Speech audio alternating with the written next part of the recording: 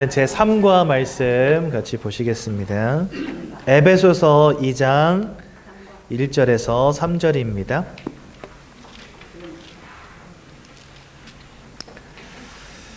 에베소서 2장 1절에서 3절.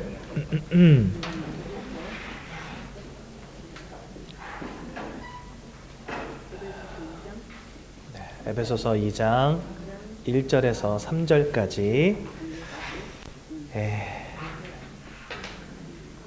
혹시 못 찾으신 분이 계십니까?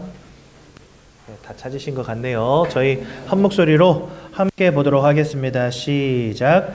그는 허물과 죄로 죽었던 너희를 살리셨도다. 그때 너희는 그 가운데서 행하여 이 세상 풍조를 따르고 공중의 권세 잡은 자를 따랐으니 곧 지금 불순종의 아들들 가운데서 역사하는 영이라.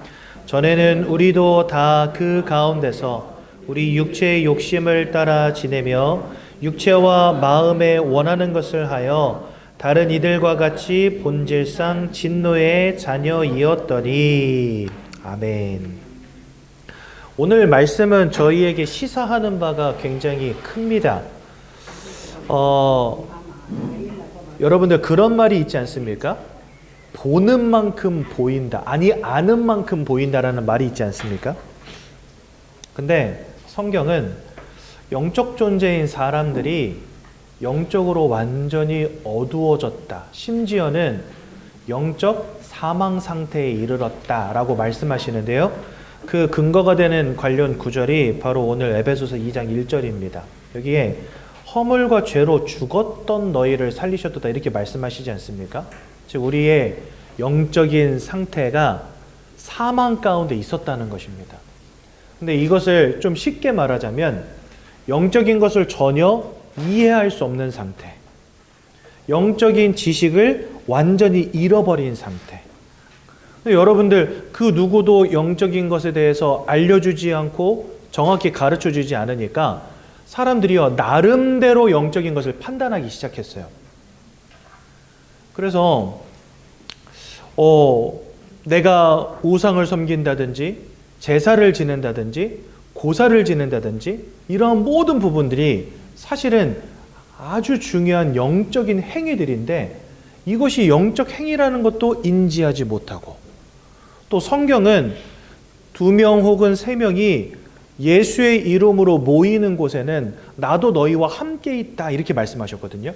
그 말은 쉽게 말하자면 우리가 예배할 때, 기도할 때, 함께 모여 찬양할 때 그곳에 하나님이 임재하신다는 겁니다. 그것처럼요 우리가 우상 숭배하고 제사 지내고 고사 지내고 무당 불러다가 푸닥거리하고 할 때 그곳에는요 하나님이 아닌 또 다른 영적인 존재가 임할 수 있다라는 겁니다. 근데 이러한 영적인 지식이라든지 영적인 사실을 전혀 알지 못해요, 사람들이요. 그러다 보니까 내 인생이 왜 무너지는지, 왜 실패하는지 알지 못한 채 그저 우상 숭배하면 괜찮아지지 않을까 생각하면서 그거 열심히 하면서 살아가는 겁니다. 그래서 오늘 성경은 뭐라고 말씀하시냐? 우리가 공중권세 잡은 자를 따르는 영적인 상태가 되었고 불순종의 아들들 가운데 역사하는 영, 귀신의 영향력 속에 살아갈 수밖에 없는 존재가 되었다고 말씀하시는 거예요. 근데 문제는 뭐다? 저와 여러분들이 영적인 사망 상태 속에 있다 보니까 이 영적인 사실을 인지할 수 있는 능력도 없고 누군가가 가르쳐주지도 못한단 말이죠. 그래서 지금까지 내가 원치 않았지만 인생이 무너지고 마음이 무너지고 생각이 무너지고 삶이 병들 수밖에 없는 가장 중요한 퍼즐 조각 하나를 잃어버린 채 지금까지 여러분들이 살아오신 거란 말입니다. 그래서 아는 만큼 보인다라는 말은 굉장히 중요한 거예요. 그래서 제가 지난주에 여러분들에게 그 말 했죠.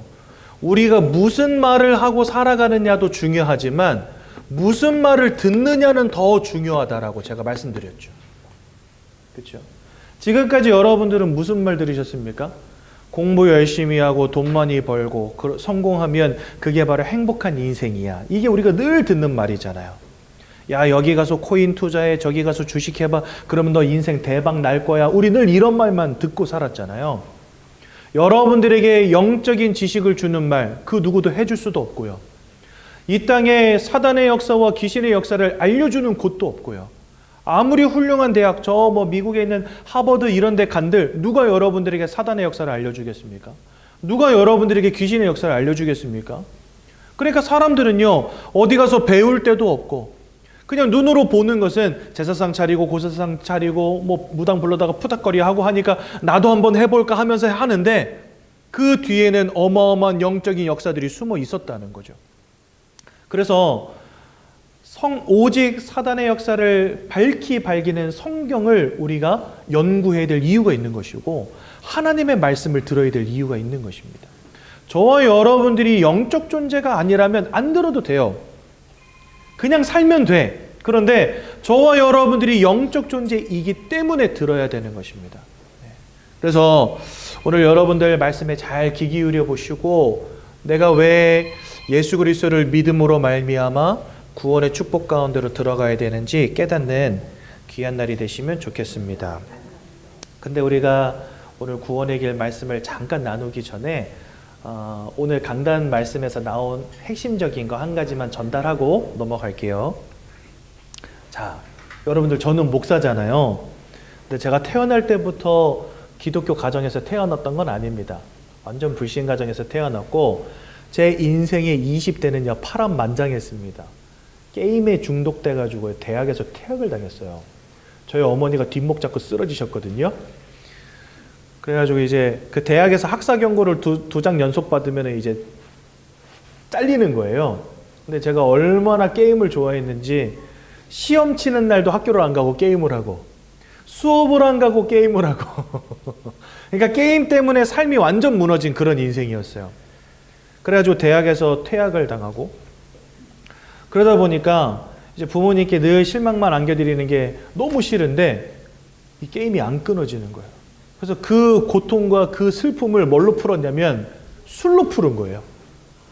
그래가지고 밤새 술 퍼마시고 다음날 일어나면은 눈 비비고 일어나서 게임하고 그거를 10년을 한 거예요. 10년을. 제가 어떤 인생을 살았는지 잘 아시겠죠. 근데 이제 제가 하나님의 은혜로 목사가 되지 않았습니까? 근데 목사가 돼서 구원을 받아도 그 알코올 맛이 잘 잊혀지냐 하면 그것은 아니에요. 근데 명색이 목사인데 술 마시면 안 되잖아요. 목사라고 말하면 안 된다. 제가 목사 된 지는 지금 한 5년, 6년 됐는데 전도사로 오래 있었으니까 목사 된 뒤로는 여러분들 이런 고민 없었습니다. 예. 전도사로 이제 시무를 할 때 전도사 시절에 전도사가 이제 우여곡절 끝에 하나님의 은혜로 필리핀에서 한 선교사님이 저를 이쁘게 봐주셔가지고 그 교회 전도사가 됐는데 이놈의 술이 안 끊어지는 거예요. 네. 그래가지고 안 돼, 마시면 안 돼, 마시면 안 돼, 마시면 안 돼 이러다가도 담 튀어 넘어가지고 새벽에 나가서 몰래 한 잔 먹고 들어오고 막 이랬었거든요. 근데 여러분 보십시오. 저와 여러분들은 구원받은 하나님의 자녀들이란 말입니다. 근데 제가 술을 마셨다. 제 구원이 취소되겠습니까? 여러분들은 어떻게 생각하십니까? 제가 술을 마셨다. 구원이 취소되겠습니까? 성경은 구원받은 자가 술 마신다고 구원이 취소된다고 말씀하시지 않습니다. 그러니까 목사인 제가 술을 마셔도 구원하고는 상관은 없어요. 솔직히 말하면요. 그런데 저는 술을 마시지 않습니다. 왜 마시지 않냐? 몇 가지 이유가 있어요. 첫 번째는 복음을 알고 보니까 이 복음 안에서만 누릴 수 있는 참 기쁨, 참 평안이 찾아졌어요. 옛날에는 마음이 울적하고 힘들어서 술을 마시지 않으면 안 되는 인생이었거든요. 근데 이제는 술 생각이 안 나, 솔직히 말하면요. 저거 없어도 사는데 전혀 문제가 없어요. 오히려 말씀 듣고 예배 드리는 시간이 저에게 더 기쁘고 행복한 시간이 되더라고요. 그래서 술을 안 마십니다. 또 두 번째는 뭐냐? 제가 술을 마시는 그 모습이 또 다른 사람들에게 시험거리가 되고 실족시킬 수 있거든요. 그러니까 여러분들도 여기서 이제 저한테 메시지 잘 받고, 야, 우리 홍감서 목사님 말씀도 잘하시고 참 너무 좋다 막 이러고 있었는데, 어느 날 제가 요 앞에 있는 또봉이 통닭에서 맥주 한 잔 딱 걸치고 있는데 그걸 지나가면서 여러분들이 저를 봤다. 그러면 야, 저 인간이 저럴 줄은 몰랐네. 어떤 분은 아유, 목사님도 힘든 일이 있나 보다 하면서 넘어가실 수 있는데, 어떤 분은 어떻게 목사가 치킨 뜯으면서 맥주를 마실 수 있어, 이런 분이 있을 수 있잖아요. 그래서 저는 술을 안 마십니다. 왜요? 여러분들이 낙심하면 안 되니까. 여러분들이 저 때문에 실족하면 안 되니까. 네. 그래서 저는 그런 모습을 보이지 않기 위해서라도 술 마시지 않습니다. 그런데 이 모든 것의 이유는 다른 거 없어요. 결국 우리 귀한 성도님들이 교회를, 저같이 연약한 사람 때문에 교회를 떠나서도 안 되고, 저같이 연약한 사람 때문에 예배의 축복을 놓쳐서도 안 되고, 가장 중요한 거, 저처럼 연약한 사람의 이러한 실수 때문에 예수님이 누구신지 오해하면 안 되잖아요. 그래서 저는 술 마시지 않습니다. 결국은 살려야 되니까. 그래서요, 여러분, 저희 예전교회는요, 다른 거에는 별로 관심 없어요. 뭐 여러분들이 사업이 잘 되고 건강하고, 물론 저희 그런 것들도 늘 기도하고 축복을 함께 이렇게 축복도 해드리고 하지만, 그것은 솔직히 말하면 저희 교회가 서 있는 이유는 아닙니다. 저희 교회가 하는 딱 한 가지 이유와 목적은 뭐냐? 여러분들이 예수 그리스도를 발견함으로 살아나는 것. 이게 저희 예전교회의 존재 이유거든요. 그것 때문에 때로는 우리 지난 3주간 어떤 메시지 나눴냐면, 그것 때문에 우리가 2주 전에는 용서할 수 있어야 된다. 그 사람에게 있는 반복되는 문제, 그것이 시작될 수밖에 없는 영적인 상태를 이해하고 그 문제를 해결하실 수 있는 예수를 전함으로 그 인생을 용서하고 살려야 된다. 그리고 지난주에는 우리가 말을 조심해야 된다. 악독한 말, 시족하게 하는 말이 아니라 살리는 말, 즉 예수를 전해주는 말 해야 된다. 이번 주는 우리의 삶도 중요하다는 겁니다. 복음 들어서 내가 구원받고 이제는 나는 죄 지어도 구원 잃어버리지 않는 그런 하나님의 자녀됐기 때문에 나는 자유하니까 다 끝났으니까 막 살아도 돼가 아니라, 나의 이러한 삶의 모양이 다른 사람을 실족하게 하지 않도록 우리가 절제할 수 있는 사람이 되어야 된다. 결국은요, 이 세 가지가 다 무엇 때문이냐면 살리기 위함이라는 거예요. 이 자리에 계신 우리 귀한 새가족 성도님들이 우리 예전교회를 찾았을 때 이곳에서 예수 그리스도의 복음을 들음으로 영원한 생명 가운데로 들어가고, 또 예배와 말씀의 축복을 잃어버리지 않고 이 교회를 통하여 일평생 응답받으실 수 있도록 우리는 용서하고 이해하고 말도 조심하고 삶도 조심하자는 겁니다. 네. 그래서 부족한 저를 위해서 기도 많이 해주시고 우리 성도님들에게는 사실 이런 부분들은 아직 신경 쓰시지 않아도 돼요. 지금은 뭐에만 집중하시면 되냐? 예수가 누구신지 알아가는 거에만 집중하세요.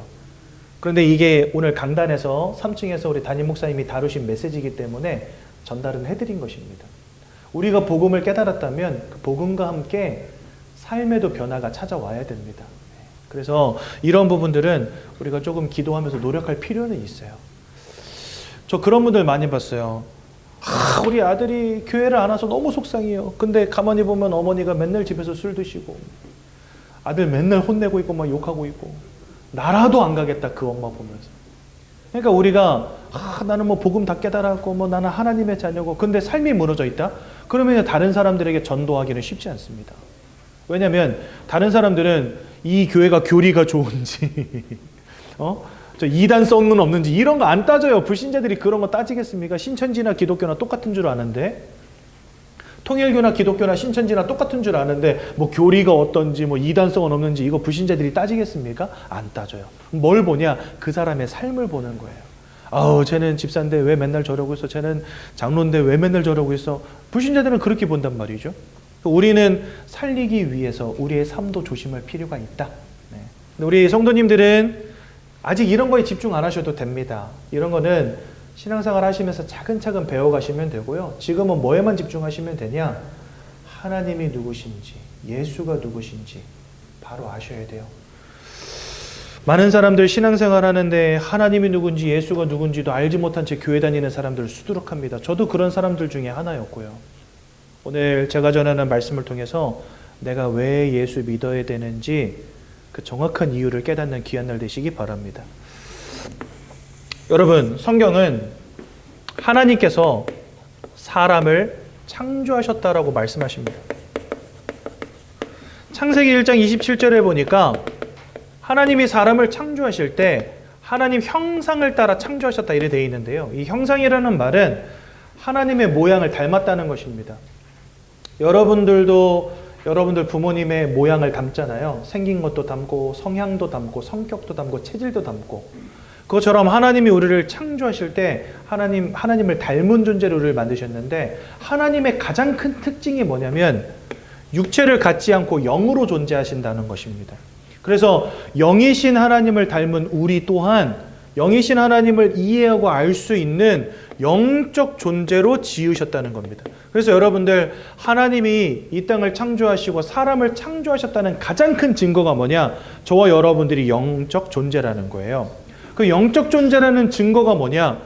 영적 행위를 한다는 겁니다. 이 자리에는요, 과거에 교회를 다녀보신 분들도 계시겠고, 교회를 안 다녀보신 분들 가운데 절에 다니신 분도 계시고, 혹은 성당에 다녀보신 분들도 계실 것입니다. 종교를 안 가진 분들 가운데서는요, 제사나 혹은 고사 이런 것들 경험해 보신 분들도 있을 겁니다. 심지어는 집에다가 신주단지 이런 거 모셔놓고 사는 분들도 계시고, 그 다음에 부적 붙이는 거는요 거의 일반화되어 있고요. 저희 할머니가 불교를 40년 믿으셨는데 명예권사님으로 올 초에 돌아가셨거든요. 근데 저희 할머니가 승복을 다 태우고 예수 영접하시는 날, 잠깐만 내가 할 게 있다 그러면서 제 방으로 들어가시는 거예요. 그러더니 저는 한 번도 이렇게 본 적도 없고 찾아낸 적도 없었던 부적이 한 8개 나오더라고요. 옷장, 베개님, 제 빤스부터 시작해가지고 온 곳에 부적이 다 들어가 있는 거예요. 근데 전 몰랐거든요. 근데 할머니가 저 모르게 다 숨겨놓으신 거야. 네.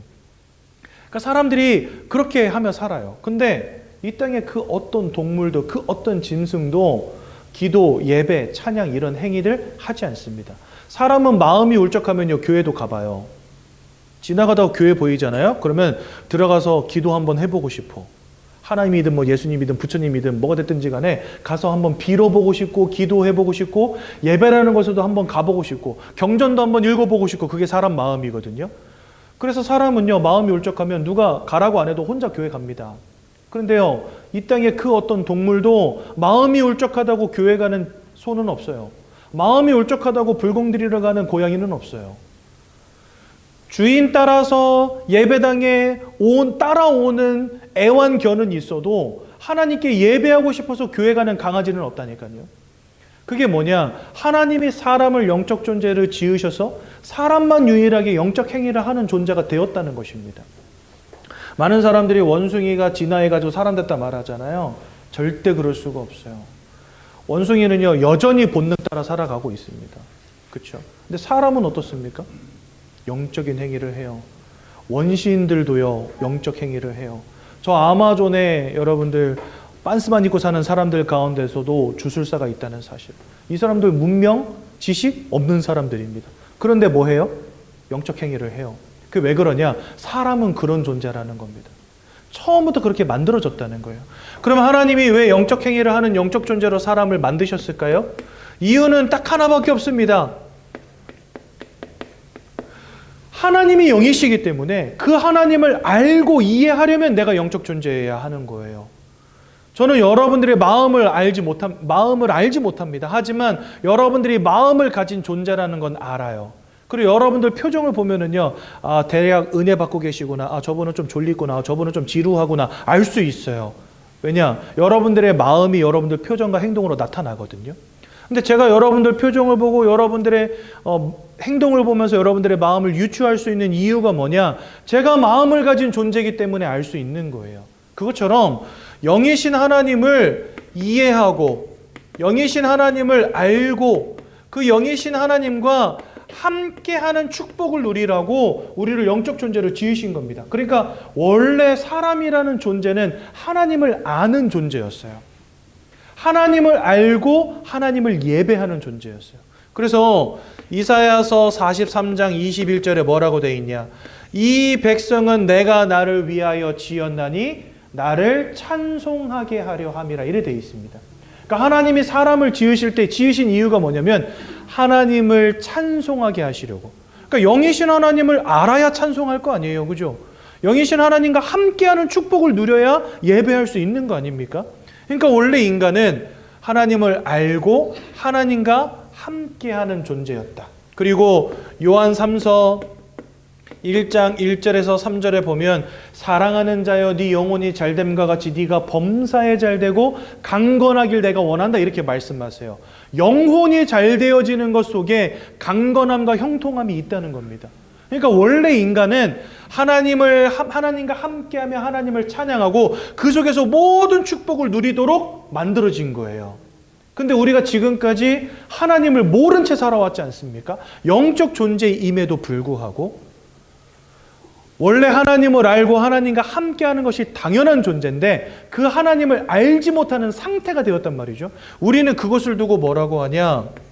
영적 문제라고 하는 겁니다. 여러분들 몸이 아프면 질병이라 하잖아요.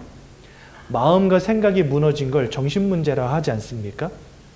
당연히 알아야 되는 하나님을 알지 못하는 상태가 된 것을 두고 영적 문제라고 합니다. 그러니까 사람은 영적 존재이기 때문에 영적인 문제가 올 수 있어요.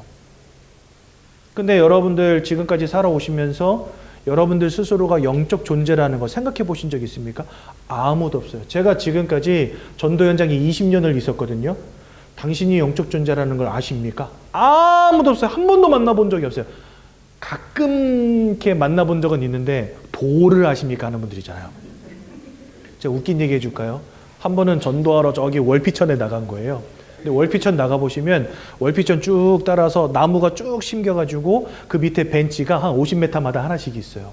근데 여름에는요 그 길이 완전히 그늘져가지고 운동하기 딱 좋은 곳이에요. 그래가지고 여름 되면 월피천에 나가가지고 무조건 전도합니다. 근데 이제 저는 이제 이쪽에서 걸어가고 있고 그 도를 아십니까 하는 분은 저쪽에서부터 걸어왔어요. 근데 이제 걷다 보니까 많이 더워서 그날 너무 더워가지고 사람도 안 나와 있고 그래가지고 너무 더워서 벤치에 이렇게 하나 딱 앉은 겁니다. 쭉 가다가 벤치에 앉고. 근데 그분도 저쪽에서 오시더니 벤치 내 옆자리에 탁 앉는 거예요. 그런데 저한테 갑자기 물어보시는 거예요. 도를 아십니까? 그래서 제가 그랬죠. 그리스 도를 압니다. 그랬더니 이분이 저한테 자기가 뭐 지리산, 뭐 계룡산 이런 데 가가지고 무아지경 속에서 뭐 기도를 했다는 거예요. 기도를 했는데 어느 날 자기가 깨달았대요. 자기가 강이 되고 산이 되더래요. 뭐 무아지경 속에서 기도를 하는데 강이 되고 산이 되더래. 그게 너무 좋아서 또 영빨 세다는 다른 산에 가가지고 또 기도한 거예요, 이분이. 그랬더니 자기가 지구가 되더래요. 그렇게 계속 무아지경 속에서 기도하다 보니까 나중에 뭘 깨달았냐? 자기가 신이라는 걸 깨달았다는 거예요. 근데 그게 너무 행복해가지고 자기는 늘 그 기도하면서 살고 있다는 거예요. 그래서 나한테 그거 한번 맛보고 싶지 않냐고 그러길래 저는 그리스도를 알아서 그런 거 다 필요 없고 복음 좀 한번 들으시라 그랬더니 자기는 그딴 거 필요 없다고 그러고선 가셨거든요. 그러니까 그런 사람들 외에는요, 내가 뭔가 영적 존재다 이런 거를 생각하는 사람이 이 땅에 없어요. 근데 원래 인간은 이렇게 창조돼서 영이신 하나님을 아는 존재였는데 전혀 모르는 존재가 됐단 말이죠. 우리는 그것을 두고 영적 문제라고 하는 것입니다. 그러니까 지금까지 여러분들은요, 알지도 못하는 영적 문제에 걸려서 살아온 거예요. 네. 그런데 그냥 영적인 존재인 것도 알지 못하고 영적 문제에 탁 걸린 채 그냥 돈 벌고 열심히 살면 되는 줄로 알고 살아오신 거죠. 그러니까 가장 중요한 문제 가운데 탁 걸려 계셨는데 그걸 몰랐던 겁니다. 그러니까 나는 최선을 다하고 열심히 살았는데 이상하게 인생이 안 돼. 막 마음이 무너져. 이거 대봐도 안 되고 저거 대봐도 안 되고 어느 날 공허함이 밀려오고 슬픔이 밀려오고 아무리 좋은 추억을 떠올려도 안 되고 약을 먹어도 안 되고 이 사람 저 사람 만나봐도 안 되고 술을 마셔봐도 안 되고 이것 해봐도 안 되고 저것 해봐도 안 되고 마음이 무너지기 시작하면요 삼도 병들어 버립니다. 사람이요. 인간관계가 끊어지고요. 뭐 의지를 잃어버려요. 무기력에 빠져버려요. 그러다 보면요 직장도 다닐 수가 없게 돼요. 사람들도 만날 수가 없게 돼요. 자꾸 내 자신이 고립되기 시작하는 거예요. 그래서 많은 사람들이 우울증, 조울증 이런 것들에 시달리다가 자살을 선택하는 이유가 뭐냐? 인생에 답이 없다니까요. 영적인 무너짐 속에서 마음도 무너지고 삶도 무너지고 있는데 영적인 무너짐이 뭔지를 이해하지 못하니까 나는 최선을 다했는데 왜 안 되냐는 거예요. 열심히 살아온 것밖에 없는데 왜 안 되냐는 거예요. 나는 뭐 죄를 지은 것도 아니고 착하게 살았는데 법 없이도 사는 사람인데 왜 자꾸 내가 원치 않는 불행과 문제가 오고 있냐는 거죠. 그래서 여러분들이 영적 존재임을 이해하시라는 겁니다. 영적 존재임을 이해하시고 내가 영적 존재로 지음받은 이유를 이해하시고 내가 왜 영적 실패 가운데 들어왔는지를 이해하셔야 인생이 바로 보이기 시작한다는 거예요. 근데 지금까지 여러분들은 어떤 말만 들었습니까? 열심히 살면 돼, 최선을 다하면 돼, 공부 열심히 하고 돈 많이 벌면 돼, 그게 인생 성공이야. 혹은 야 저기 가서 불공 드려봐, 여기 가서 미사 드려봐, 아니면 고사제사 열심히 드려야 돼, 그게 인생의 진짜 실패의 첩경인지 알지 못한 채 그런 말만 들어온 거예요. 그래서 여러분들은 이 제를 통해서 뭐 하셔야 되냐? 사람이 누군가를 이해하시고 인생이 뭔가를 이해하셔야 된다는 거예요. 그러려면 내가 누군지를 아셔야 됩니다. 그렇죠? 성경은 여러분들을 영적 존재라고 규정하고 있다는 거, 하나님을 아는 존재였다고 말씀하고 있다는 거. 그런데 그런 우리가 하나님을 잃어버린 상태 가운데 빠지게 되었다고 말씀하신다는 겁니다. 근데 성경은요, 그렇게 된 계기를 창세기 3장 1절에서 6절에 설명하시는데, 요거 그 히터 좀 줄여주실래요? 너무 더워서. 이게 더우면 잠이 와요. 그래서 저는 새가족분은 약간 좀 쌀쌀할 필요가 있다. 이 좋은 걸 들어야 되는데 잠이 오면 안 되잖아요. 그렇죠? 이게 나도 모르게 이렇게 자꾸 포근해지고 따뜻해지면 이렇게 되거든요. 네. 그러면 안 되니까 여기는 온도를 딱 22도 정도로 맞춰주세요. 네. 그래서 패딩을 입고도 포근한 상태. 네. 더워가지고 막 이거 벗고 막 이렇게 하다 보면 이렇게 되니까. 네. 창세기 3장 1절에서 6절에 보니까 이렇게 말씀하십니다. 하나님이 지으신 첫사람 아담과 하와라는 사람들이 있었어요. 하나님이 처음 지으신 사람들입니다. 근데 이 사람들에게 하나님이 주신 언약이 하나 있었어요. 그게 뭐냐면 동산 중앙 가장 잘 보이는 곳에다 선악과를 세워놓으셨는데 이 선악과 따먹지 마, 이렇게 말씀하십니다. 그런데 성경에는 하나님을 대적하여서 하늘에서부터 타락한 천사의 이름이 나옵니다. 그 천사의 이름이 뭐냐? 바로 사단입니다. 근데 이 사단이 아담과 하와를 유혹하고 속인 겁니다. 뭐라고 속였냐? 그 선악과를 따먹으면 네가 하나님처럼 되기 때문에 하나님이 그거 먹지 말라 한 거야. 이렇게 속여요. 그래서 아담과 하와가 하나님의 말씀을 순종하지 않고 사단의 말을 믿고 따라간 겁니다. 그래서 선악과를 따먹는 원죄를 짓게 됩니다. 근데 이 죄 때문에 로마서 3장 23절에 뭐라 되어 있냐면 모든 사람이 이 죄로 말미암아 하나님의 영광으로부터 멀어지게 됐다, 이렇게 되어 있어요. 그러니까 이 죄 때문에 결국은 하나님과 단절되는 문제 가운데 빠지게 된 겁니다.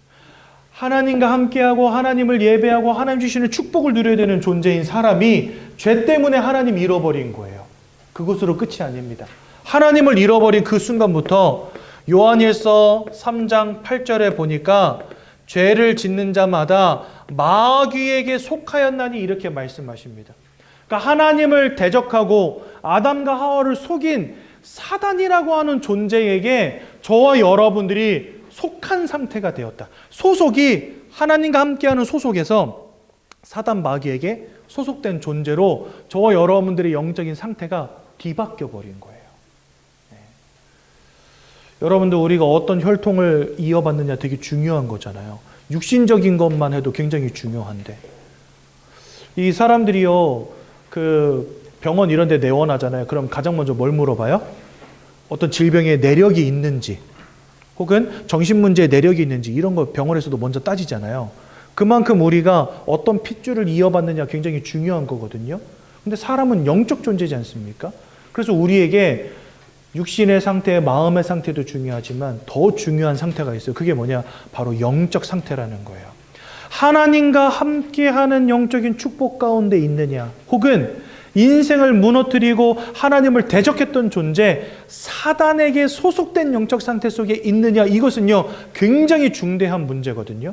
그런데 지금 죄 때문에 우리가 하나님 잃어버리고 이 마귀에게 소속되어 버린 영적 상태 가운데 놓이게 되었다는 겁니다. 그 결과로 하나님을 알 수 없고 하나님과 함께 할 수 없는 이 영적 문제 가운데 빠지게 된 거예요. 그러니까 여러분들이 최선을 다해서 열심히 인생 살아가시지만 그 인생이 무너지고 안 되어질 수밖에 없는 영적 상태에 지금 탁 걸려 있다는 겁니다. 뭐 남편을 잘못 만나서도 아니에요. 인생의 기회를 덜 얻어서도 아니에요. 여러분들 인생은 지금 굉장히 중대한 영적 문제 가운데 있었다는 거예요. 근데 이것을 이해하지 못하니까 자꾸만 답을 어디서 찾습니까? 더 열심히 사는 거예요. 더 열심히 불공 드리는 거예요. 제가 예전에 한번 저기 청계산에 가면 청계사라고 있거든요. 거기 가면은요, 한 50m 길이에 누워 계신 부처님이 계세요. 이렇게 누워 계셔. 이러고서 탁 누워 계셔. 근데 이제 우리 아이들하고 같이 그거 구경하러 한번 갔다 왔어요. 갔다 왔는데, 절에 가면 이제 제일 큰 전각이 하나 있고, 그 옆에는요, 사람들이 와서 108배, 혹은 1000배, 3000배 할 수 있는 쬐끄만 사당 같은 곳이 있어요. 한여름이었는데 20대 청년이에요. 20대 남자 청년인데 회색 티를 입고 와서 하필이면 3000배 하러 온 것 같아요. 그래가지고 제가 이야기 들어보니까 3000배를 하루에 하려면은요, 새벽 5시부터 저녁 10시까지 절만 해야 된대요. 밥 먹고 화장실 가는 시간을 빼고 새벽 5시부터 저녁 10시까지 해야지 3000배를 할 수 있대요. 근데 그때가 한낮이었는데 이미 이 친구 회색 티가 다 젖었어, 땀으로. 그러면서 막 열심히 하고 있는 거예요. 저는요, 거기서 그 사람이 뒤통수를 보면서 무슨 생각이 들었냐면, 저 친구는 나이도 어린데 어떤 문제가 있어서 지금 와서 저러고 있을까? 그러니까 사람들이 인생이 꼬이고 안 되기 시작하면요, 그때부터요, 더 매달립니다. 종교에 더 매달려요. 열심히 제사도 지내고 고사도 지내고 불공도 드리고 막 최선을 다합니다. 그렇게 하면 인생이 해결될 거라고 생각하는 거예요. 근데 성경은 말씀하십니다. 영적 존재인 우리가 하나님을 잃어버린 채 사단에게 붙잡힌 인생 되었다. 절 백날해도 소용없다는 거예요. 사단에게 사로잡힌 이 영적인 문제는요, 절 많이 한다고 해결되는 게 아니거든요. 착하게 산다고 해결되는 게 아니거든요. 그러니까 내가 아무리 열심히 살아도 최선을 다하고 노력을 다한다고 해서 해결되어지는 문제가 아니라는 겁니다. 이 영적인 문제는. 성경은요, 우리가 요한복음 8장 44절에 보니까 너희는 너희 아비 마귀에게서 났다 이렇게 말씀하시거든요. 그러니까 영적으로 완전히 사단 마귀에게 자녀처럼 편입돼 버린 거예요. 또 요한일서 3장 8절은 우리가 마귀에게 소속된 존재가 되었다라고 말씀하십니다. 즉 여러분들의 신분과 여러분들의 소속이 내가 원치 않는 마귀의 건세 아래 놓이게 된 겁니다. 근데 여러분, 이 마귀라는 존재가 착하고 괜찮은 존재면 상관없잖아요. 그렇죠? 근데 성경은 요한복음 10장 10절에 뭐라고 말씀하시냐? 도적이 오는 것은 모든 것을 빼앗고 죽이고 멸망시키려는 것 외에는 없다 이렇게 말씀하십니다. 이 사단을 두고 계시록 12장 9절에는 천하를 꿰는 자라고 되어 있습니다. 근데 영어 성경에는 뭐라고 되어 있냐? 여러분들의 인생을 잿더미로 이끌고 가는 자라고 되어 있어요. 천하를 꿰는 자. 그러니까 여러분들의 인생으로부터 모든 것을 빼앗고 죽이고 멸망시키려는 존재, 여러분들의 인생을 잿더미 가운데로 이끌고 가는 존재가 바로 사단이라는 겁니다. 그런데 우리가 죄 때문에 하나님을 잃어버린 그 순간부터 이 사단에게 소속되었고 이 사단에게 붙잡힌 바 되었다는 거예요. 그게 오늘 에베소서 2장 2절에서 3절에는 뭐라고 되어 있냐? 공중권세 잡은 자라 되어 있는데 이게 바로 사단입니다. 공중권세 잡은 자를 따랐고, 또한 3절에는 뭐라 되어 있습니까?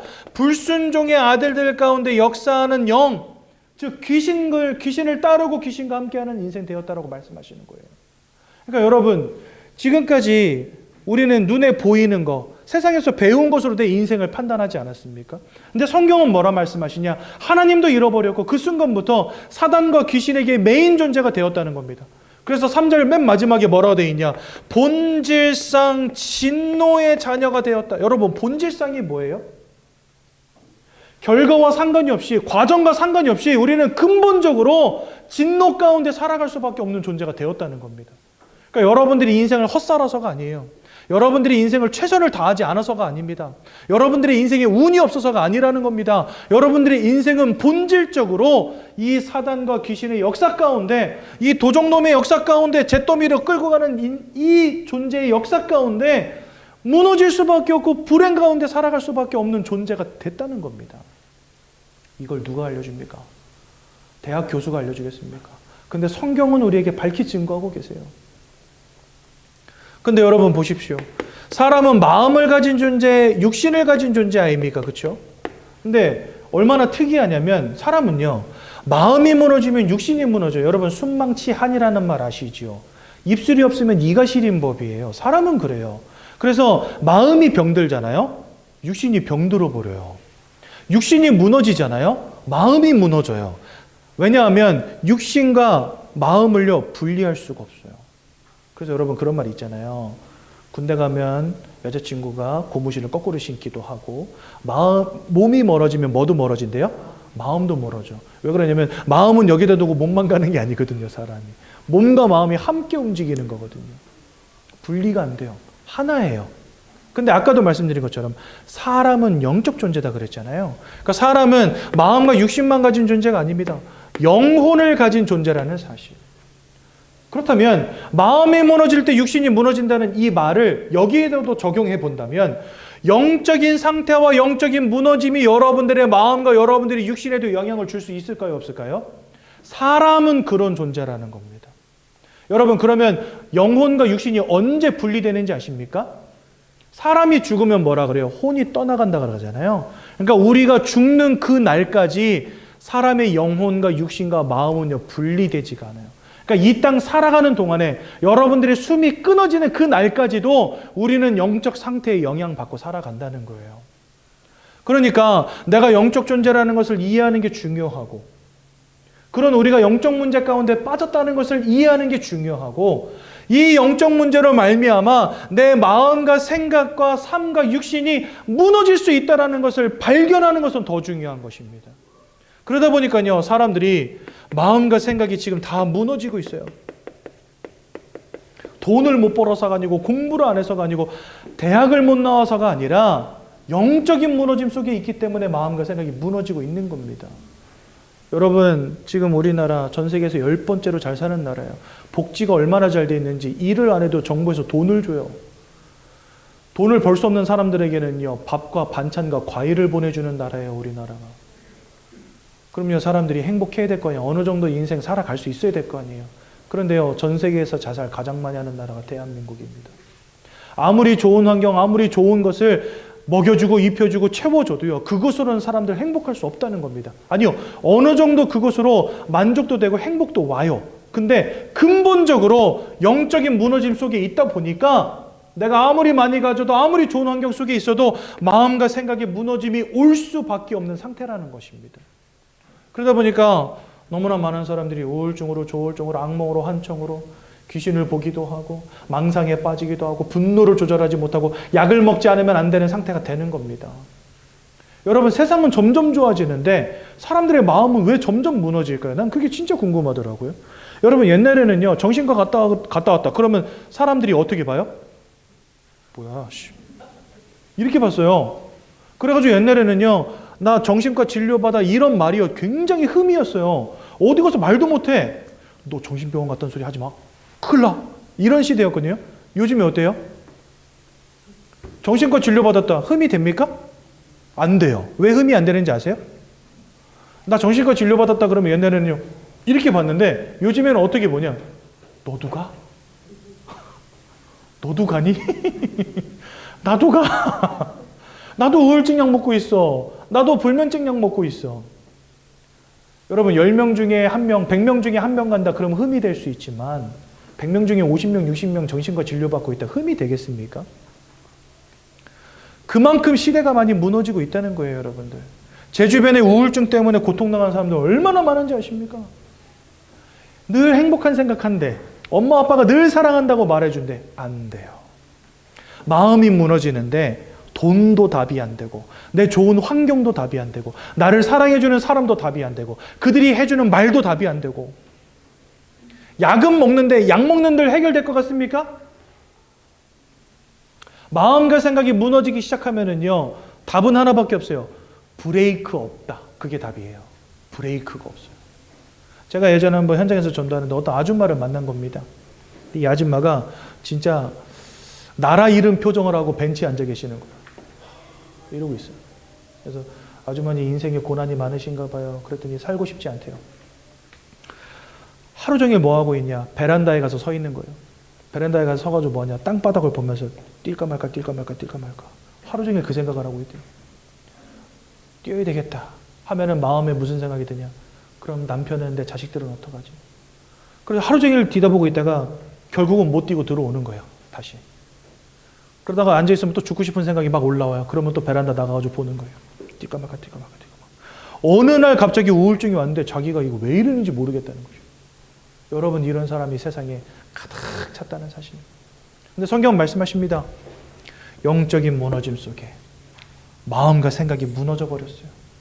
그래서 여러분들 빌립보서 4장 6절에서 7절에 뭐라고 나와 있는지 아십니까? 너희 근심, 걱정, 염려를 다 주께 내어 맡기라. 그리하면 모든 지각기에 뛰어난 하나님의 평강이 너희의 마음과 생각을 여기 보면 지킨다 이렇게 돼 있어요. 여러분, 지킨다는 말은 뭐죠? 빼앗는 놈도 있다는 거예요. 성경을 읽어보면은요, 진짜 삶의 지혜가 생겨요. 하나님은 우리 마음을 지켜주신대. 여러분, 마음이 우리 마음대로 안 되잖아요. 행복하기 싫은 사람 어디 있습니까? 불행하고 싶은 사람 아무도 없어요. 근데 내가 원하는 행복은 오지 않고 불행과 슬픈 마음이 자꾸 들어온단 말이에요. 내가 내 마음을 지킬 수도 없고 내가 내 마음을 바꾸기도 쉽지 않아요. 마음이란 그런 겁니다. 그래서 하나님이 여러분들의 마음을 지켜주셔야 돼요. 왜? 빼앗는 자가 있기 때문에. 행복을 빼앗아가 근심을 가져다 줘. 걱정을 가져다 줘. 만족을 빼앗아가요. 이런 영적 존재에게 우리가 소속되어 있다니까요, 여러분들. 이거 농담으로 여기면 안 됩니다. 성경에 보면 아브라함이라는 사람이 나와요. 근데 하나님이 소돔과 고모라라는 땅을 심판하시기 전에 아브라함에게 먼저 그걸 이야기해 줍니다. 내가 오늘 가서 저 죄악이 가득한 소돔과 고모라 땅을 심판할 거야. 그래가지고 이제 결국은 이제 소돔과 고모라 땅에 하나님이 이르시거든요. 근데 거기에서 아브라함이라는 사람의 조카 롯이라는 사람이 소돔과 고모라에 살고 있었어요. 그래서 여호와 하나님이 보내신 천사들이 롯에게 가서 말합니다. 너는 이제 여기가 심판받을 거니까 너는 빨리 너의 가족들을 데리고 나가라. 그래가지고 롯에게는 딸이 둘이 있었거든요.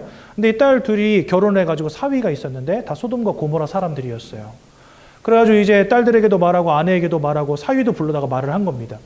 다행히도 아내와 두 딸은 말을 들었는데 사위들은 야, 여기 이제 멸망당할 거니까 너네 빨리 피해야 돼 라고 말했을 때 성경에 뭐라 되어 있는지 아십니까? 그 말을 농담으로 여겼더라. 그래가지고 이 두 사람은요, 소돔과 고모라를 안 떠나고 남아 있었어요. 그리고 롯이 가족들과 함께 소돔과 고모라 땅을 떠난 뒤에 바로 하나님이 유황불로 그것을 심판하십니다. 죽어버렸어요. 심판받았어요. 하나님의 말씀을 여러분 농담으로 듣지 마십시오. 왜 하나님은 이 두꺼운 책을 우리에게 남겨주셨을까요? 이거 다른 거 아닙니다. 이 속에서 인생의 지혜를 얻으라는 겁니다. 특히나 영적인 지혜를 얻으시라는 겁니다. 그러니 이 영적 무너짐 속에서 마음과 생각이 무너지고 있다는 거예요. 요한복음 14장 27절에 뭐라 말씀하시냐? 주님이 직접 말씀하십니다. 내가 너희에게 평안을 주노라. 그런데 내가 주는 평안은 세상이 주는 평안과 같지 아니하다. 세상이 얻는 평안은 뭘까요? 돈에서 오는 평안함, 성공에서 오는 평안함, 이 평안함이거든요. 근데 이거는요, 돈 잃어버리면 같이 잃어버리는 평안함, 내 인생이 무너지면 같이 잃어버리는 평안함이에요. 근데 예수님이 주시는 평안함은 그와 같지 않다는 겁니다. 구원과 영원한 생명과 영원한 천국의 소망으로부터 오는 평안함 주시겠다는 거예요. 그러니 세상으로부터 얻을 수 없는 평안함이 주님 안에만 있는 것입니다. 그러니까 우리가 하나님과 함께할 때, 주님과 함께할 때만 누릴 수 있는 마음의 평안함이라는 게 있다는 거예요. 이거를 세상은 이해하지 못해요. 그러니까 오로지 육신의 성공 가운데서 오는 평안함만 쫓다가 다 무너지고 있는 거죠. 왜요? 이 도적 같은 놈이 여러분들의 인생을 그냥 놔두지 않으니까. 마음과 생각만 무너지는 것이 아닙니다. 여러분들의 삶도, 여러분들의 육신도 무너뜨립니다. 누가요? 이 사단이라고 하는 존재가. 원치 않는 실패, 원치 않는 불행, 원치 않는 고통, 원치 않는 근심, 걱정 속에 살아가게 만드는 것입니다. 없는 사람은 없어서 근심, 있는 사람은 잃어버릴까 봐 근심. 진짜요. 우리나라 사람들 길가, 여러분 밖에 나가서 한번 그 길에서 이렇게 다니는 사람들 혹은 버스 타는 사람들 그 표정 한번 보십시오. 이렇게 웃고 다니는 사람 아무도 없어요. 여러분 외국 나가면은요, 사람들이 헬로 이러면서 인사하거든요. 우리나라 지나가는데 여러분들 안녕하세요 이렇게 인사하면 그 사람 뭐라고 생각해요? 제가 미쳤나, 또라이 아니야? 이렇게 생각한단 말이죠. 아니, 사람들이 항상 화가 많아. 다 이러고 다녀요. 길 가보면요, 다 이러고 다녀요, 사람들이요. 인생에 평안함이 없어서. 삶도 육신도 여러분들 만족이 없어요. 근심거리 속에 살아요. 요즘 같이 경제가 어려운 이 시대에 여러분들 사람들이 얼마나 인심 각박한지 아십니까? 여러분 요즘에는요, 옆집에 누구 사는지도 모르는 시대잖아요. 여러분들 옆집에 누구 삽니까? 아세요? 옛날에는요, 이사 오면 떡 돌리고 그랬잖아요. 요즘에 떡 돌리면 뭐라고 생각해요? 저 뭐야, 뭐야. 일단 저분이 왜 저러지? 이렇게 먼저 생각한단 말이에요. 그거를 호의로 받지 못해요. 시대가 그렇게 돼버렸다니까요. 너무나 각박한 시대. 삶과 육신이 병들고 무너진 시대. 마음의 평안함이 없으니까 무엇인가에 자꾸 집착합니다. 사람이 그렇게 돼요. 자꾸만 무엇인가에 중독됩니다. 술을 들이붓지 않으면 안 되고 몸에다 마약을 집어넣지 않으면 안 되는 인생. 여러분 우리나라도 이제 마약 안전지대가 아닌 거 아세요? 여러분 마약이 얼마 할 것 같아요? 옛날엔 마약이 비싸서 못했거든요. 근데 요즘에는요, 피자 한 판 값이면 마약을 살 수 있어요.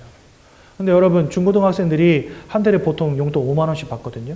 5만 원이면 피자 2판 살 수 있잖아요. 그러니까 얘네들이 용돈 받아가지고 그걸로 호기심에 마약을 시작하는 거예요.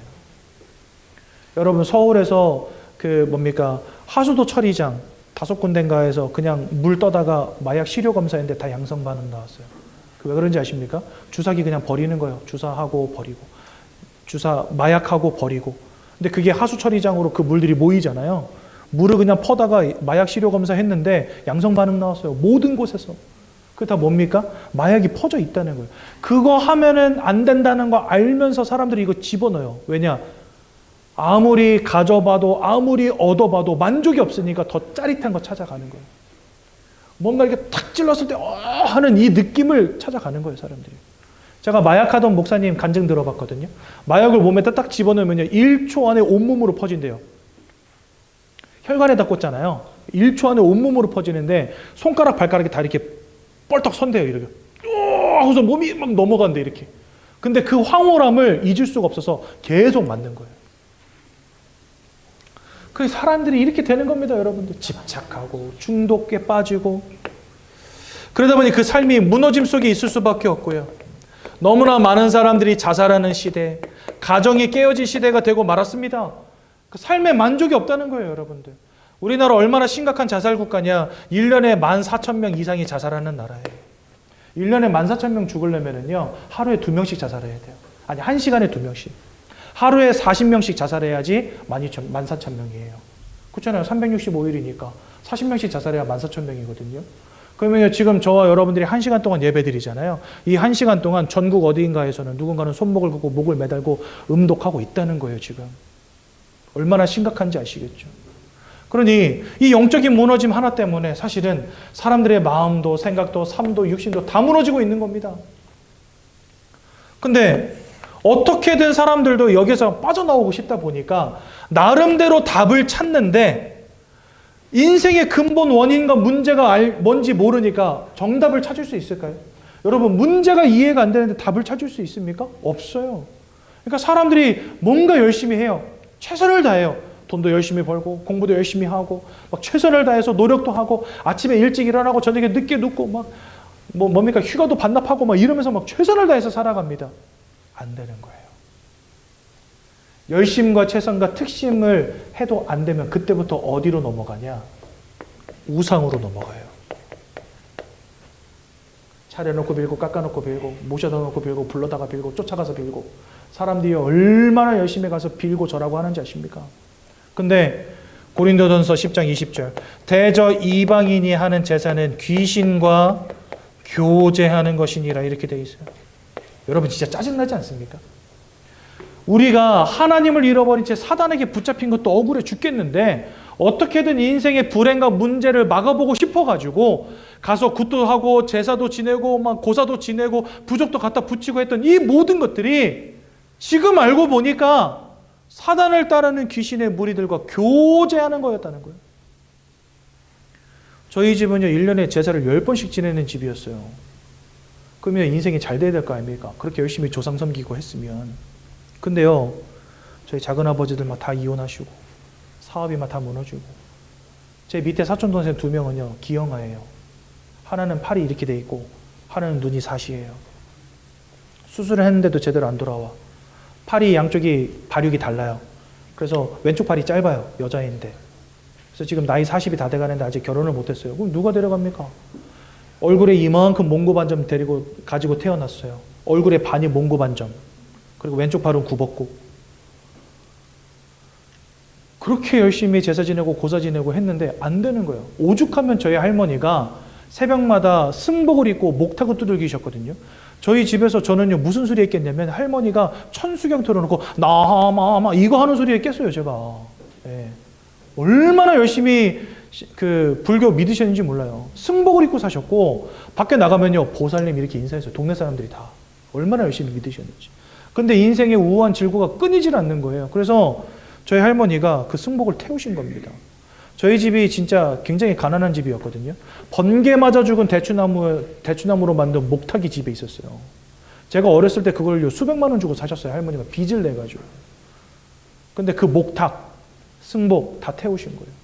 이거는 답이 아니다. 왜? 인생이 안 되니까. 그런데 저희 동네가 다 일가 친척이 모여 사는 동네거든요. 강씨성, 홍씨성 가진 사람들. 저희 할아버지 홍씨, 저희 할머니 강씨. 그러니까 다 일가 친척이에요. 근데 무덤 없는, 시신 없는 무덤이 그렇게 많고, 장손들이 객사하는데 이유도 몰라, 언제 어떻게 죽었는지도 몰라요. 그런 것들이 얼마나 많은지 동네에. 근데 다 열심히 제사 지내는 동네예요. 근데 되는 게 아무것도 없어. 저만 그런 줄 알았어요. 현장에 나가서 전도해 보니까요, 제사 고사 지내다가 인생 망한 사람들이 그렇게 많더라고요. 왜 그러냐? 여러분, 제사 지내서 고사 지내서 망한 건 절대 아닙니다. 가장 중요한 건 뭐냐? 하나님을 잃어버린 채 이 속에 있었다는 거예요. 이 속에. 근데 여러분, 솔직히 말하면 이 영적인 문제, 이 마음과 생각의 문제, 이 삶과 육신의 문제, 이거 솔직히 말하면 아무것도 아닙니다. 뭐에 비하면은요? 장차 닥칠 하나님의 심판과 영원한 형벌에 비하면 저건 아무것도 아니에요. 히브리서 9장 27절, 사람이 한 번 죽는 것은 정하신 것이요 그 이후에는 심판이 있다 말씀하십니다. 천년만년 살 사람 아무도 없어요. 이 중에 누구든지 한 번은 다 이 땅 떠나갑니다. 근데 그 이후에 하나님의 심판이 있다 말씀하십니다. 근데 여러분, 이 심판은 무엇을 따라서 심판이 되어지느냐? 요한일서 5장 11절에서 13절에 보면 아들이 있는 자에게는 생명이 있고 아들이 없는 자에게는 생명이 없다 이렇게 되어 있습니다. 하나님의 심판의 기준은 딱 하나예요. 너가 누구에게 소속된 사람이냐, 이거예요. 아까 말씀드렸죠. 우리는 사단과 마귀에게 소속된 존재가 되었다. 마태복음 25장 41절에 보면 이런 말씀이 있습니다. 사단과 그의 사자들, 마귀와 그의 사자들을 위해서 예비된 지옥으로 하나님 들어가라고 일련의 무리들에게 명령하십니다. 그러니까 지옥이라고 하는 곳은 나쁜 놈들 들어가는 곳이 아니에요. 지옥은 원래 하나님 왜 만들어 놓으셨냐? 마귀와 그의 사자들을 위해서 예비된 곳이다라고 성경 되어 있어요. 마귀가 1번으로 들어가는 겁니다. 저 지옥으로. 주님이 재림하시고 최후 심판 이후에 마귀가 1번으로 지옥으로 쏭펑당하고 들어가요. 그 다음에 뭐가 들어가냐? 계시록 20장 10절에 보면은요, 짐승의 표를 가진 자들, 거짓 선지자들, 마귀를 따르는 무리들 들어간다 돼 있어요. 14절에는요, 사망의 권세, 음부의 권세도 들어간다. 그러니까 마귀를 따르는 족속들과 함께 마귀의 권세도 들어가는 거예요.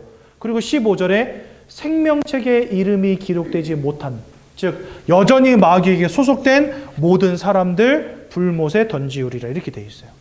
그러니까 이 지옥은요, 마귀와 그의 소속된 모든 것들이 함께 들어가는 곳이에요. 그러니까 우리가 이 영적인 소속을 바꾸지 않는다면 여러분, 이 땅 살아가는 동안에 깨지고 박살나는 건 그나마 괜찮은 겁니다. 이 땅 떠나가는 날 하나님께 소속되지 못했다, 주님을 만나지 못했다, 그 끝은 마귀와 함께 지옥 들어가는 거라고 성경 말씀하십니다. 그러니 여러분, 우리 이 문제를 도대체 어떻게 해결해야 되겠습니까? 도대체 이 죄악의 문제, 하나님을 잃어버린 문제, 이 사단에게 사로잡힌 이 문제를 우리가 어떻게 해결하냔 말이죠. 착하게 살아서도 안 되고, 돈 많이 번다고 해서 되는 것이 아니고 열심히 살아서 되는 것이 아니고 이 땅의 노력과 방법으로 되는 것이 아니라고 성경은 우리에게 밝히 말씀하고 계시거든요. 그래서 우리가 하나님께로 갈 수 없으니까 하나님이 우리를 찾아오신 것입니다. 여러분, 종교는 특징이 뭐냐면요, 네가 열심히 살면 돼, 네가 고행을 쌓으면 돼, 네가 선행을 쌓으면 돼, 그러면 너가 구원의 열반에 이를 수 있어. 이게 종교예요. 근데 성경은 뭐라 말씀하시냐?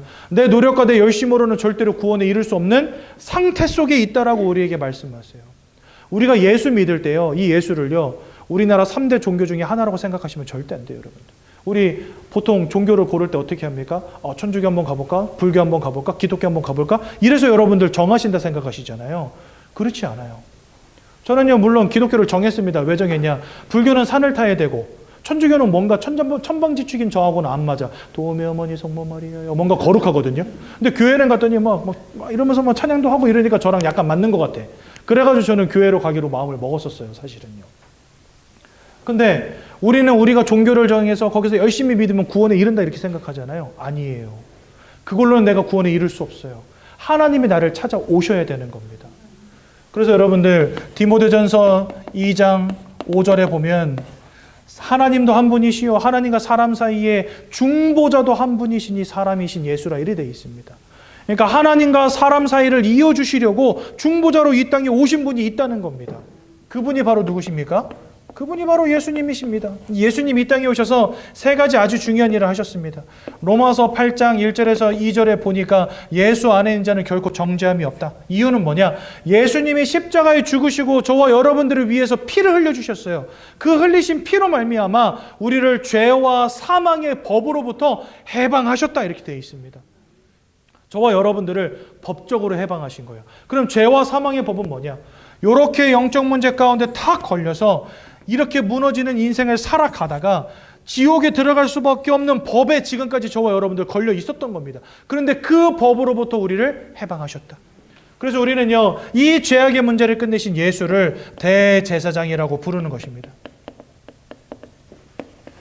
요한복음 14장 6절에 보니까 내가 곧 길이요 진리요 생명이 나로 말미암지 않고는 아버지께로 올 자가 없다. 이 말은 뭐죠? 다 아버지로부터 떠나 있다는 겁니다. 근데 오직 예수를 통해서만 아버지께 갈 수 있다는 거예요. 그래서 한 분 중보자가 되신 겁니다. 예수님이. 하나님을 떠나고 하나님과 단절되었던 우리 인생에 하나님을 만나는 유일한 길로서 오신 이 예수를 우린 참 선지자라 부릅니다. 요한일서 3장 8절에 보니까 죄를 짓는 자마다 마귀에게 속하였다. 저와 여러분들 다 마귀에게 소속된 상태가 된 겁니다. 죄 때문에. 그런데 아들이 나타나신 것은 이 마귀가 하는 모든 일을 멸하기 위함이니라. 저와 여러분들의 인생을 사로잡은 사단의 권세, 저와 여러분들의 인생을 무너뜨리는 사단의 권세, 저와 여러분들의 인생에 슬픔과 근심과 걱정거리를 가져다주고 심판에 이르게 했던 그 사단의 권세를 아들이신 예수 그리스도가 끝내버리셨다는 겁니다. 그래서 우리는요, 이 예수를 만왕의 왕이라고 부르는 것입니다.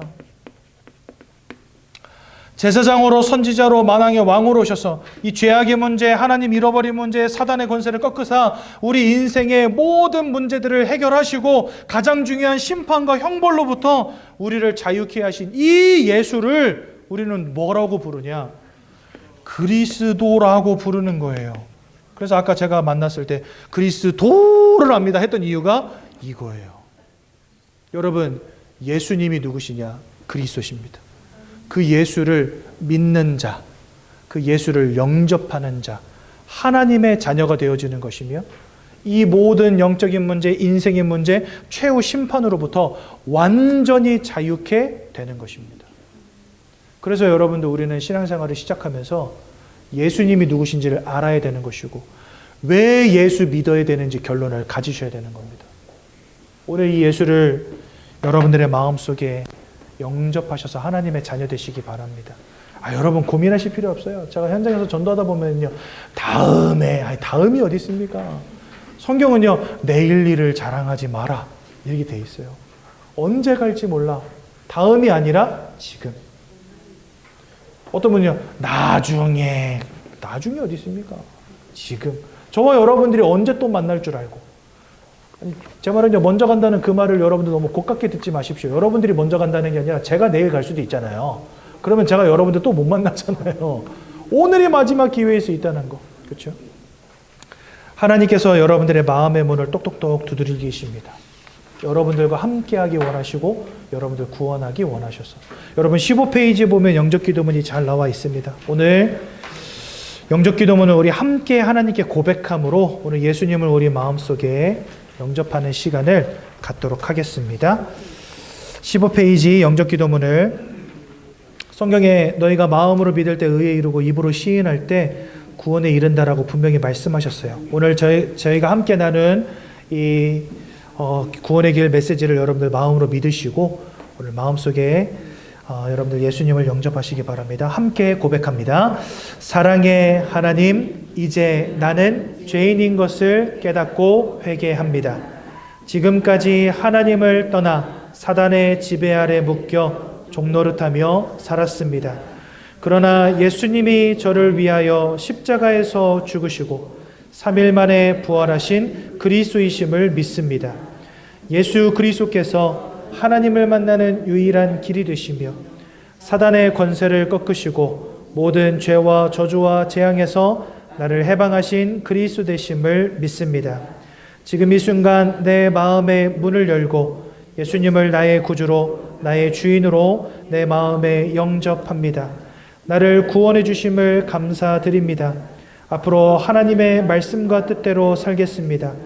지금부터 일평생을 세밀히 인도해 주옵소서. 예수 그리스도 이름으로 기도합니다. 아멘. 여러분 오늘 삼가였는데 그 삼가 내용이 바로 여기 이거거든요. 그래서 제가 다 설명드렸기 때문에 교재를 따로 다루진 않겠습니다. 제가 한번 기도하고 오늘 말씀 마치겠습니다. 사랑의 하나님 은혜 감사합니다. 오늘도 주 예수의 복음을 듣고 예수님을 마음에 영접함으로 하나님의 자녀 되어지는 놀라운 축복 주심 감사드립니다. 우리가 예수님을 믿어야 될 분명한 이유가 깨달아지게 하시고 보여지게 하시고 왜 예수님만이 유일한 길이 되시는가 알게 하셔서 이제는 이 땅 가운데 하나님의 자녀로 승리하게 하시며 우리의 인생의 무너짐과 마음과 생각의 무너짐, 삶의 무너짐이 그리스도 예수 안에서 치유되게 하시며 하나님 주시는 참 기쁨과 만족과 행복을 찾아가는 귀한 성도님들의 인생 되시도록 성령으로 역사해 주옵소서.